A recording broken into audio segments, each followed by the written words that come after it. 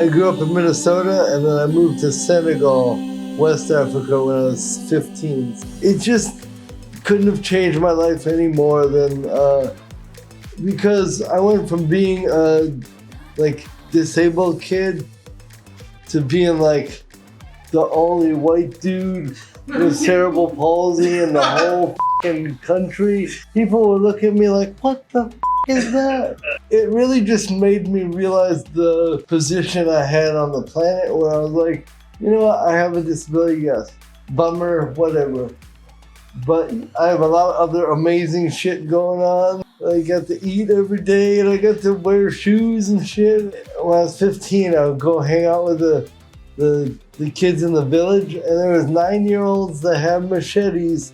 They would cut the firewood. In America, you're like, don't hold the knife, Tom. You're gonna cut yourself. And the dude's like swinging a machete like a fucking man, you know, just chopping branches off. Like I was like, damn, I gotta step it up a little bit.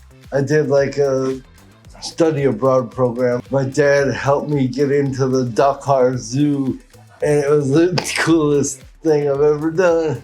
The regulations in Dakar are very different than in the US, because day one, I was in a tiger cage with a broom sweeping tiger shit, and the tiger was like in a wall of bars right here, like a little, and he was like batting the broom. Like, my first day on the job was insane. There was a 400-pound silverback gorilla that lived there, and I became one of 3 people that could like pet him in the world. Like I just like won this gorilla over. They showed me what snacks he liked, and I mean the gorilla's arm is gigantic.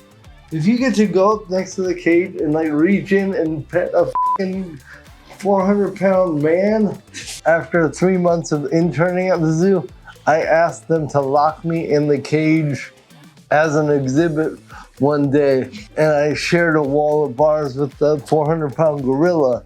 It was before cell phones. It was like a thing that happened that people, I'm sure, still talk about to this day. The whole time, there must have been 75 people just looking at me, and I learned from the gorillas and shit the whole time. I wasn't talking, I had no shirt on, I was barefoot.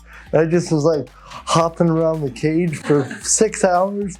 Not just a white guy, but a white guy with this monkey arm. It was like the craziest day you could possibly imagine. Follow me on all the social media. It's just Josh Blue Comedy. It's my name, and then what I fucking do.